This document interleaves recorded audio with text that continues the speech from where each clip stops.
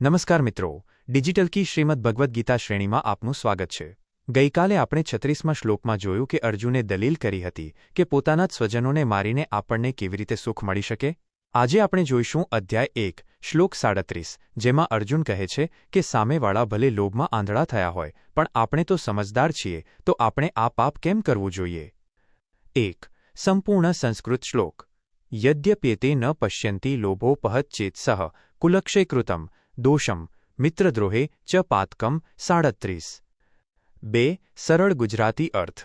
અર્જુને કહ્યું, હે જનાર્દન, જો કે લોભને કારણે જેમનું ચિત્ત ભ્રષ્ટ થઈ ગયું છે તેવા આ લોકો દુર્યોધન વગેરે કુળના નાશથી થતા દોષને અને મિત્રો સાથેના દ્રોહથી થતા પાપને જોઈ શકતા નથી, તો પણ આપણે તો તે જોવું જ જોઈએ।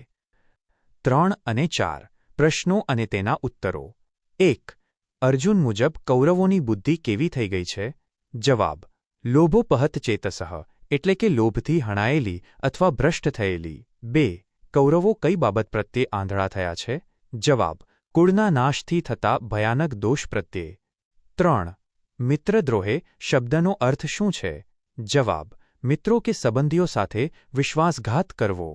4 અર્જુન અહીં કયા પાપની ચેતવણી આપે છે? જવાબ: પાતકમ એટલે કે તેવું પાપ જે પતન તરફ લઈ જાય। 5 અર્જુન કોની સાથે વાત કરી રહ્યો છે? જવાબ: ભગવાન શ્રીકૃષ્ણ જનાર્દન સાથે। 6 અર્જુન શું સાબિત કરવા માંગે છે? જવાબ: કે સામેવાળા ભૂલ કરે તો આપણે તેની પાછળ ભૂલ ન કરવી જોઈએ। 7 કુલક્ષયકૃતમ એટલે શું? જવાબ: પોતાના વંશ કે કુળનો વિનાશ કરવાથી લાગતો દોષ।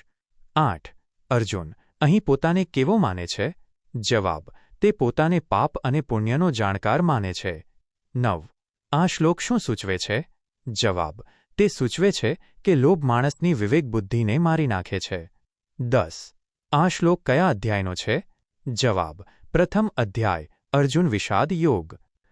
5 જીવનનો ઉદ્દેશ લોભ અને વિવેક બુદ્ધિ।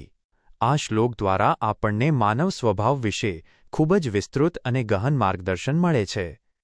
1 લોભથી બચો અંધબુદ્ધિ। દુર્યોધન અને તેના સાથીઓ સત્તાના લોભમાં એટલા આંધળા હતા કે તેમને પોતાના ભાઈઓ કે ગુરુઓનો વધ કરવો એ પાપ નહોતું લાગતું। જીવનમાં જ્યારે પણ આપણા મનમાં લોભ આવે છે ત્યારે આપણને માત્ર આપણો ફાયદો જ દેખાય છે, તેનાથી થનારું નુકસાન નહીં। સાચો જીવન ઉદ્દેશ એ છે કે આપણે કોઈપણ કાર્ય કરતા પહેલા તેના લાંબા ગાળાના પરિણામોનો વિચાર કરીએ। 2 તમારી સમજદારી તમારી મૂડી છે। અર્જુન કહે છે કે તેઓ નથી જોતા પણ આપણે તો જોઈએ છીએ ને।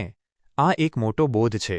દુનિયામાં ઘણા લોકો ખોટું કરતા હશે, પણ જો તમારી પાસે જ્ઞાન છે તો તમારે તેમનું અનુકરણ કરવાની જરૂર નથી।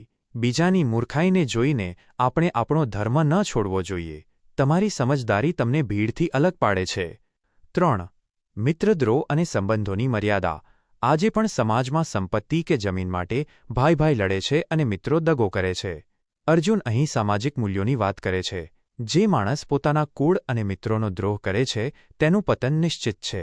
સંબંધોમાં પ્રામાણિકતા રાખવી એ જ સાચું પુણ્ય છે। નિષ્કર્ષ ક્યારેય લોભને તમારી બુદ્ધિ પર હાવી ન થવા દો। જો તમે જાણો છો કે કોઈ કાર્યથી કોઈનું અહિત કે પાપ થવાનું છે તો તે કાર્યથી દૂર રહેવું એ જ સાચો વિવેક છે। મિત્રો, આજના 37મા શ્લોકમાં આપણે જોયું કે અર્જુન કેવી રીતે લોભ અને પાપ વચ્ચેનો ભેદ સમજાવે છે। તે માને છે કે સામેવાળા ભલે લોભમાં આંધળા હોય પણ આપણે આપણી સમજદારી વાપરવી જોઈએ। હવે પછીના શ્લોકમાં આપણે જોઈશું કે અર્જુન આ જ વાતને વધુ મજબૂતીથી કેવી રીતે રજૂ કરે છે। ડિજિટલ કી સાથે જોડાયેલા રહો। આવતીકાલે ફરી મળીશું રાત્રે 8 વાગ્યે। જય શ્રી કૃષ્ણ।